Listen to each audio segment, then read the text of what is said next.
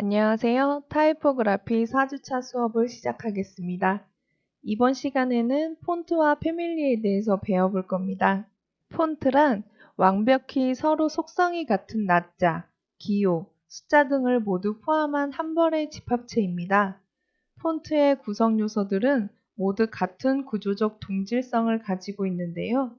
이들은 획의 굵기는 물론 형태의 시각적 속성뿐만 아니라 획과 공간의 분포 역시 균일합니다.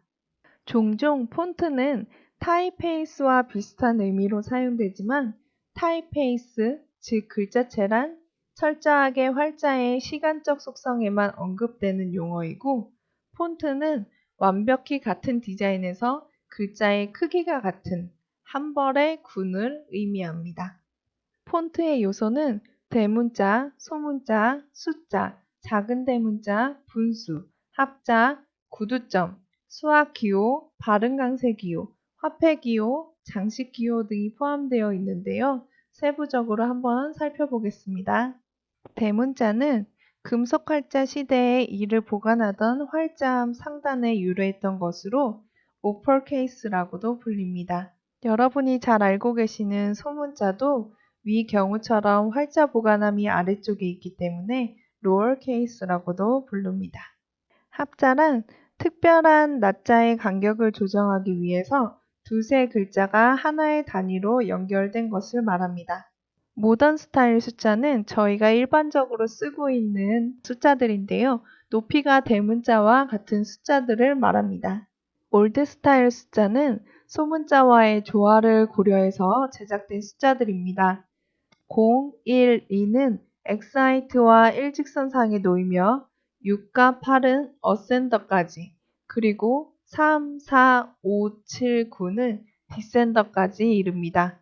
엑사이트, 어센더, 디센더는 저번 시간에 말씀드렸으니까 파일 다운받아서 한번 봐주시기 바랍니다. 분수는 수학적 표현을 위해 필요한 어깨 숫자, 허리 숫자, 슬러시 마크 등을 말합니다.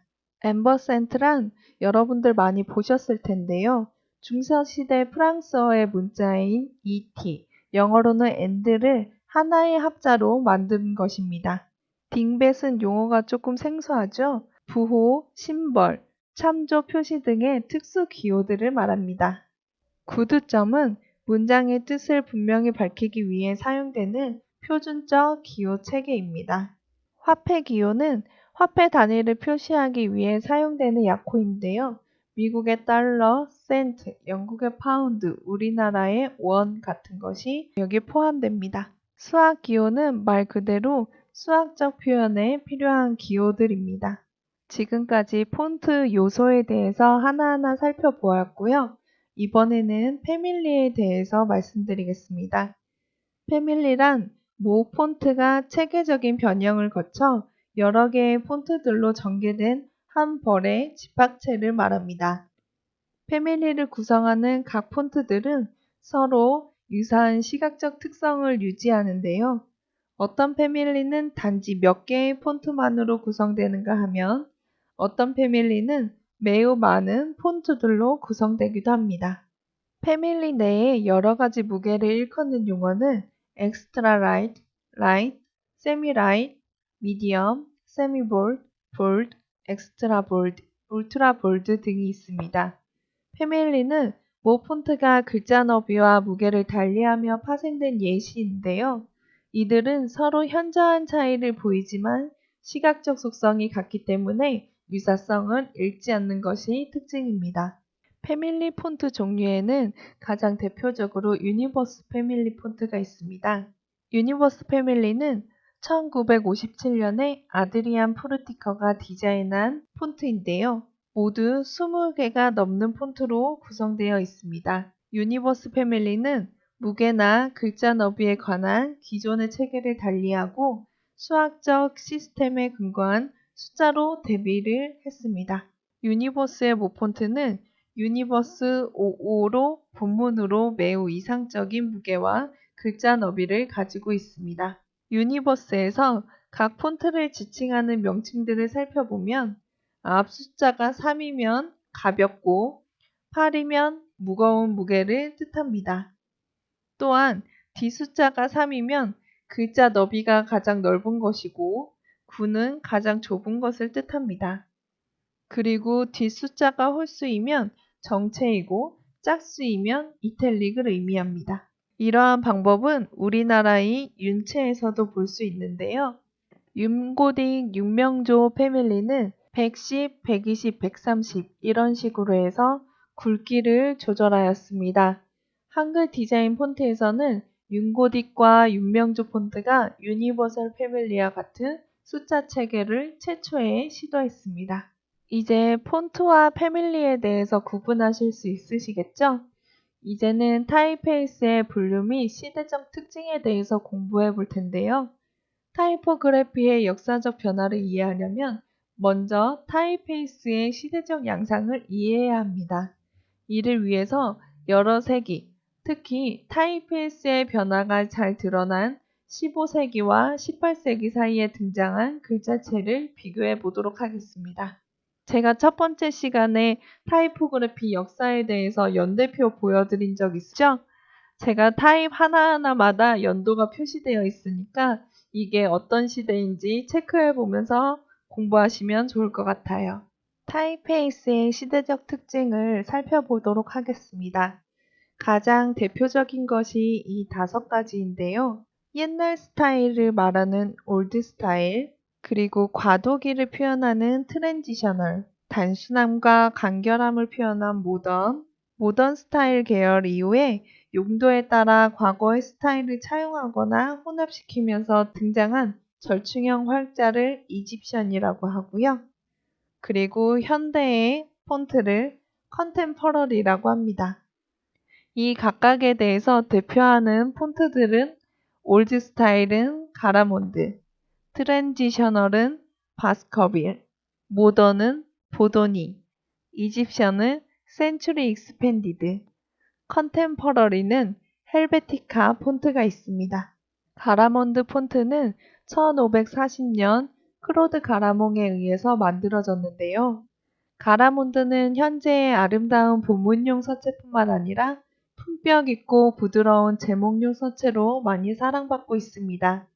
이러한 명성과 전통에 힘입어 오늘날에는 다양한 형태로 재해석한 디지털 가라몬드 폰트를 만나실 수 있습니다.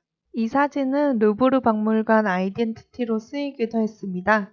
우아하고 품격 있는 영문 서체를 찾으신다면 가리몬드를 적극 추천합니다. 여러분들 혹시 아이덴티티라는 뜻 아시나요? 아이덴티티는 어떤 것을 디자인하고 브랜드를 설립하기 전에 이미지 메이킹에 필요함으로써 예를 들어서 루브르 박물관이 어떤 이미지로 소비자에게 인식될 것인가 하는 의도라고 볼 수 있는 거죠. 그래서 루브르 박물관에서 가라몬드체를 썼다는 것은 우아하고 품격 있어 보이는 의도를 보였다고 할 수 있습니다. 따라서 아이덴티티는 디자이너가 소비자들에게 보여주고자 하는 것을 의미한다고 할 수 있습니다. 여러분들이 지금 보시기에는 다 같은 세리프체 같은데요. 가라몬드를 자세하게 살펴보면 여러 가지 특징이 있습니다. 우선은 두툼하게 돌출된 세리프가 있을 거고요. 경사진 세리프가 있을 거고 왼쪽으로 살짝 기울어진 걸 볼 수 있습니다. 작은 아이 같은 경우도 보여지고요. 납작한 이어, 각진 연결액, 어센더보다 낮은 대문자 높이 등을 확인하실 수 있습니다. 아이나 이어는 제가 저번 시간에 설명드렸었죠? 이번엔 시대를 앞서간 영문 폰트 바스커빌에 대해서 말씀드리겠습니다. 바스커빌 폰트는 가독성이 뛰어나 현재까지 본문용 서체로 많이 사용되고 있는데요. 바스커빌의 특징은 트랜지셔널 스타일은 펜글시의 특징이 살아있는 게럴드 스타일에서 기하학적이며 수학적 비례로 펜글시의 특징이 사라진 디돈 스타일로 넘어가는 과도기적 양식입니다. 여기서 꼭 알고 넘어가야 하는 것이 왕의 로만이라는 서체인데요. 여기서 왕은 절대군주의 막강한 권력으로 화려한 궁정생활을 보여줬던 루이 14세를 가리킵니다. 현재 루이 까토즈라는 브랜드까지 있는 것처럼 전 세계 사람에게 가장 잘 알려진 왕 중에 한 명인데요. 루이 14세는 익히 알려진 대로 베르사유 궁전을 만들었고 발레에 대한 열정으로 직접 무대에 출연하여 수준 높은 무대를 선보이기도 했습니다. 건축, 무용, 미술, 문학 등 예술의 모든 분야를 사랑하고 후원해온 그는 타이포그래피에도 관심을 갖고 왕의 로만이라는 서체를 제작하기를 명령했습니다. 수학적으로 제도하여 정밀하고 통일성 있는 최적의 로만 알파벳 원도가 탄생했고 이를 활자로 주조하여 왕실에서만 사용하는 왕의 로만이 탄생했습니다. 그 후 많은 디자이너들에게 영향을 주었고 60년 후 존 바스커빌의 서체 디자인으로 재현됩니다. 바스커빌의 특징은 가로획이 가늘어서 획의 굵기 차이가 두드러지며 세리프의 모양이 직선적이면서도 날카로워 수학적인 아름다움이 돋보입니다. 고른 줄을 가지고 있어 본문용으로 사용해도 아름다우며 자소 하나하나가 우아하게 디자인되어 제목용으로도 많이 사용합니다.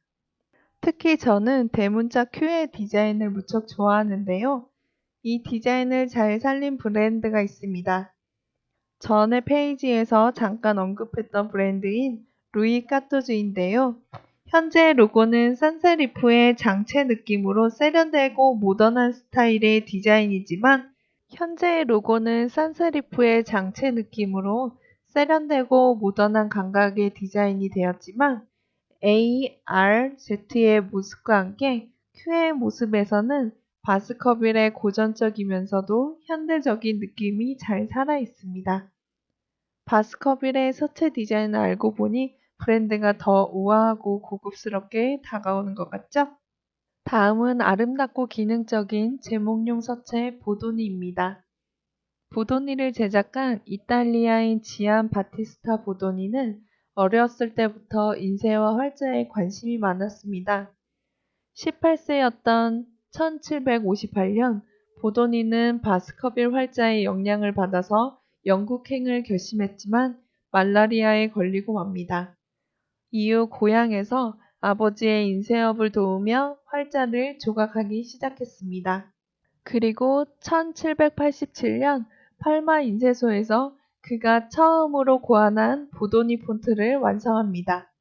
사실 보도니는 그 당시 프랑스에서 유명했던 피에르 시몬 푸르니에의 서체와 인쇄 장식 등을 모방하였습니다. 하지만 보도니체는 형태적으로 진일보한 디자인으로 평가받고 타이포그래피 역사에 큰 획을 긋게 됩니다. 보도니체는 1790년 처음으로 선보였는데요. 그가 제작한 많은 책에 보도니체가 사용되었고 보도니의 명성이 퍼지면서 많은 여행객과 작가들이 직접 그의 인쇄소를 방문하기도 했습니다. 보도니는 당시 과학과 예술 발전에 큰 영향을 끼쳤는데요. 이렇듯 18세기부터 지금까지 전 세계 많은 이들에게 영감을 주는 작품으로 우아하고 화려한 활자체를 찍어냈기 때문에 더욱 사랑을 받는 것 같습니다. 보그, 바자 등 패션 잡지의 제목용으로 유명한 서체이고 수많은 디자이너의 사랑을 받으며 그들이 필수적으로 여기는 서체, 모던 스타일이자 디돈 양식의 대표적인 이탈리아의 꽃, 보디니 폰트였습니다. 센츄리 익스펜디드는 이집션을 대표하는 타입으로 1894년에 잡지 더 센츄리를 위해 벤턴과 드빈느가 디자인한 것입니다. 역사적으로 인쇄물의 주목성을 높이려는 방면으로 새로운 가능성을 모색하기 시작했던 시기 보도니 이후의 1815년경입니다. 이때부터 타입들은 널쩍한 비례로 획들 간의 굵기가 크게 대비되지 않는 특징을 갖게 되었는데요. 바로 이러한 특징을 이집션이라고 합니다. 센츄리 익스펜디드는 엑스하이트가 높으며 다른 이집션 타입보다 글자 너비가 좁고 조형미의 수준과 가독성이 높습니다. 이집션은 특히 아동용 도서에 흔히 사용되기도 하는데요. 이집션 분류에 속하는 타입들이 대부분 그러하듯이 센츄리 익스펜디드는 제목용 타입에 널리 사용되고 있습니다. 다음은 헬베티카체입니다. 스위스 모더니즘을 대표하는 서체 헬베티카. 하스 활자 주소의 책임자인 에두아르드와 알프레드 호프만이 막스 미딩거에게 현대화에 적합한 산세리프 서체를 디자인하기를 제안했습니다. 1956년 막스 미딩거는 악치댄스 그로테스크체라는 선체를 토대로 만든 노이의 하스 그로테스크를 발표했습니다. 이 서체가 1961년 독일의 스텐펠사를 통해서 소개되었고요. 스위스를 강조하는 현재의 엘베티카라는 이름을 얻게 되었습니다. 스위스에서는 이미 입지를 굳힌 악치텐스 그로데스크체의 역량 때문에 그리 사랑을 받지 못했는데요. 다른 국가에서는 헬베티카체가 스위스 그래픽 디자인 철학을 담고 있다는 호평과 함께 사랑받았습니다. 이것이 스위스 국제 스타일의 기준이 되었고 국제적 목적에 보다 적합하다고 인정받았습니다. 헬베티카체는 디자이너들이 사랑하는 중립적인 서체이기도 한데요.